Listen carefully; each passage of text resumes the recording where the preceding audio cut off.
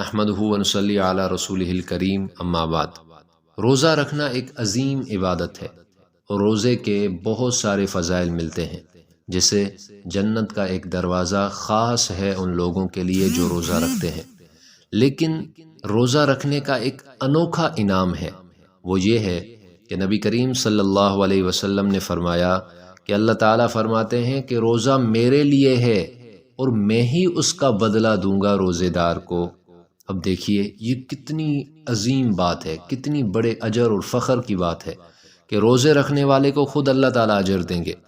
دنیاوی معاملات میں اگر کوئی بڑی شخصیت کس کو انعام دیتی ہے تو وہ شخص بہت خوش ہوتا ہے، تصویریں نکلوا رہا ہوتا ہے، سوشل میڈیا پہ شیئر کر رہا ہوتا ہے، فخر کر رہا ہوتا ہے کہ مجھے اس بڑے انسان نے تحفہ دیا، انعام دیا۔ اور روزہ جس کا بدلہ خود اللہ سبحانہ و تعالیٰ عطا فرمائیں گے، ایسے روزے کے بارے میں بھی کیا کمزوری کی کوئی گنجائش باقی رہتی ہے؟